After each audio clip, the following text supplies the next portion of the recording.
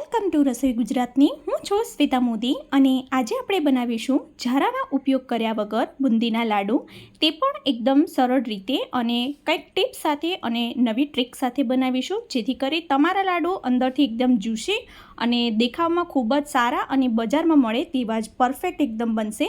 તો ચાલો રેસીપીની શરૂઆત કરી લઈએ। સૌથી પહેલાં અહીંયા આગળ આપણે એક મોટું વાસણ રાખીશું અને તેની અંદર એક જ વાસણના માપ પ્રમાણે 2 વાટકા જેટલો આપણે ચણાનો ઝીણો લોટ લઈ લઈશું। આ જ વાટકાના માપ પ્રમાણે આપણે 1 વાટકા જેટલું પાણી ઉમેરી લઈશું। તો આ રીતે મેં તેની અંદર પાણી પણ ઉમેરી લીધું છે અને હવે આપણે તેને સારી રીતે મિક્સ કરી લેવાનું છે। એકદમ લમ્સ ફ્રી હોય તે રીતનું આપણે તેનું બેટર બનાવી અને તૈયાર કરવાનું છે। તો તમે જોઈ શકો છો આ રીતે એક ધારું પડે તે રીતે આપણે એનું બેટર બનાવવાનું છે। તો આપણું બેટર બની ગયું છે। હવે આપણે બીજી બાજુ તેલ ગરમ કરવા રાખી લીધું હતું અને હવે આપણે જારાનો ઉપયોગ નથી કરવાનો। તો આ રીતે જે ઘરમાં ખમણી આવે છે તેની મદદથી આપણે તેની અંદર બુંદી પાડીશું। તો આ ખમણીની અંદર આપણે બેટર ઉમેરી લેવાનું છે અને આ રીતે આપણે તમે ચાહો તો ચમચીની મદદથી આ રીતે તમે ફેરવતા જઈ અને બુંદી પાડી શકો છો, અથવા તો ચાળણીને તમે હલાવશો તો પણ બુંદી પડી જશે, અથવા તો એક ધારી તમે ઊભી રાખશો તો પણ બુંદી પડશે। તો સરસ આપણી ગોળ ગોળ બુંદી પડી અને તૈયાર થઈ ગઈ છે। હવે આ તરત જ તળે અને ઉપર આવતી રહે છે, તો લગભગ 30 સેકન્ડ જેટલું જ થશે અને આ બુંદી આપણી તળાઈ અને તૈયાર થઈ જશે। તો આ રીતે આપણે ઝારાની મદદથી બધી જ બુંદીને બહાર કાઢી લઈશું। તો આ રીતે તમે જોઈ શકો છો મેં અત્યારે ઝીણો જે ચાયણો આવે છે તેનો ઉપયોગ કર્યો છે અને તેની અંદર આપણે આ બધી બુંદીને લઈ લીધી છે। હવે તેની અંદરથી સરસ રીતે આપણે તેલ પણ કાઢી લઈશું અને એક પ્લેટની અંદર આપણે લઈ લેવાની છે। તો અહીંયા આપણી બુંદી છે તે સરસ ગોળ ગોળ બની છે। હવે તેવી જ રીતે આપણે ફરીથી બનાવવાની છે, માટે આપણે ચાળણીને ફરીથી આપણે પહેલાંની જેમ આપણે તેને સરસ રીતે લૂછી લેવાની છે। તો આ રીતે હું કપડાની મદદથી તેને લૂછી લઉં છું, જેથી કરી અને ફરી વખત પણ આપણે બુંદી પાડીએ ત્યારે પણ તે સરસ એકદમ ગોળ જ બને। તો હું તમને ફરીથી તેની અંદર બુંદી પાડીને બતાવું છું। તે જ ચાળણીનો મેં ઉપયોગ કર્યો છે, પણ તેને આપણે સાફ કરીને લેવાની છે। તો આ રીતે આપણે 1 ચમચા જેટલું બેટર તેની અંદર ઉમેરી લઈશું અને હવે હું તમને નીચેથી જે આ રીતે બુંદી પડે છે તે પણ હું તમને બતાવું। ફરીથી આપણે બેટર નાખીશું અને તમે જોઈ શકો છો કે આપણી બુંદી સરસ મજાની પડી રહી છે અને તે એકદમ સરસ ગોળ જ પડે છે। તમે કડાયાની અંદર પણ ચેક કરી શકો છો। તો જુઓ કેટલી સરસ પડે છે આપણી ગોળ ગોળ બુંદી। તો તમારા ઘરે આ બનાવી ચોક્કસથી ટ્રાય કરજો। રેસીપી પસંદ આવે તો એક લાઇક આપજો અને વિડીયોને શેર કરજો। હવે આ બુંદીને તમે ફરસાણમાં પણ ઉપયોગમાં લઈ શકો છો, જેમ કે ચવાણું બનાવવું હોય અથવા તો દહીંના રાયતામાં પણ તમે આનો ઉપયોગ કરી શકો છો। આ એકદમ સરસ અને ક્રિસ્પી બને છે। તમે ચાહો તો આની અંદર મસાલો ઉમેરી અને આને સ્ટોર પણ કરી શકો છો। તો જુઓ કેટલી ક્રિસ્પી બની છે। હવે આપણે આની અંદરથી લાડુ બનાવવાના છીએ આજે।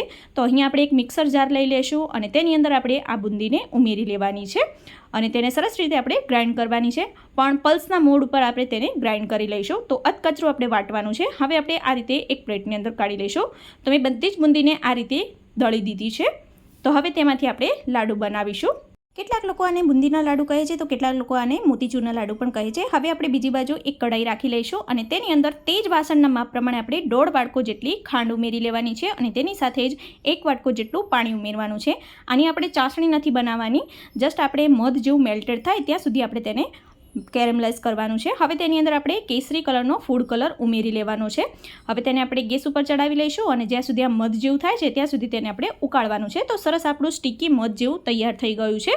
હવે ત્યારબાદ આપણે ગેસને બંધ કરી દઈશું અને જે આપણે બુંદીનું ક્રશ કરીને રાખેલી હતી તેને આપણે આની અંદર ઉમેરી લેવાની છે। તો અહીં આગળ હું બધું જ જે ક્રશ કરીને રાખેલું હતું તેને ઉમેરી દઉં છું। એક વાતનું ખાસ ધ્યાન રાખવાનું છે કે આપણે ગેસની ફ્લેમ પહેલાં બંધ કરી લેવાની છે, ત્યારબાદ આની અંદર આ બધું જ ઉમેરી અને સરસ રીતે મિક્સ કરી લેવાનું છે। મિક્સ થઈ જાય ત્યારબાદ આપણે ગેસની ફ્લેમ ઓન કરી લઈશું। તો બસ આ જ સમયે આપણે ગેસની ફ્લેમ મીડિયમ રાખીશું અને આને આપણે સતત ચલાવતા રહીશું। તો લગભગ 2 થી 3 મિનિટ જેટલો સમય થશે અને આ બધી જ આપણી જે બુંદી છે તે ચાસણીને અંદર એબ્ઝોર્બ કરી લેશે અને આપણી ચાસણી અને તેની મીઠાશ સરસ રીતે બુંદીની અંદર ભળી જશે। અને આ એકદમ ખાસ ટિપ્સ છે કે જો તમારે બજાર જેવા બનાવવા હોય તો તમારે આ રીતે તેને સતત ચલાવતું રહેવું પડશે। અને આ રીતે તમે જોઈ શકો છો કે અત્યારે કડાયાને થોડું થોડું છોડવા લાગ્યું છે, મીન્સ કે આપણી ચાસણી પણ એબ્ઝોર્બ થઈ ગઈ છે અને આપણા લાડુ બનાવવા માટેનું જે બેટર હોય છે તે પણ તૈયાર થઈ ગયું છે। તો ગેસની ફ્લેમ આપણે ઓફ કરી લઈશું અને ત્યારબાદ આ રીતે આપણે તેને ઢાંકણ ઢાંકી અને લગભગ 20 થી 30 મિનિટ માટે આ રીતે આપણે તેને ઠંડુ થવા દઈશું। તો લગભગ 20 થી 30 મિનિટ જેટલો સમય થઈ ગયો છે અને રીતે તમે જોઈ શકો છો કે કેટલું સરસ આ અંદર એબ્ઝોર્બ થઈ ગયું છે અને તમે જોઈ શકો છો કે આ એકદમ સરસ કડક થઈ ગયું છે। પણ મેં અત્યારે હાથમાં કશું નથી લગાવ્યું, છતાં પણ તમે જુઓ કે તેના લાડુ કેટલા સરસ બને છે। તો આ રીતે તમે તેનો લાડુનો પણ શેપ આપી શકો છો। મારી પાસે અત્યારે આ રીતનું મોલ્ડ છે, તો હું તેને મોલ્ડની અંદર ભરી અને તેના લાડુ બનાવું છું। તો આ રીતે તમે જુઓ તો એકદમ ઇઝીલી આ અનમોલ્ડ થઈ જાય છે। મેં જે મોલ લીધું હતું તેની અંદર મેં થોડુંક ઘીને ઉમેરેલું હતું. તો ઘીથી ગ્રીસ કરી અને આ રીતે બધા જ લાડુને બનાવી અને તૈયાર કરી લીધા છે.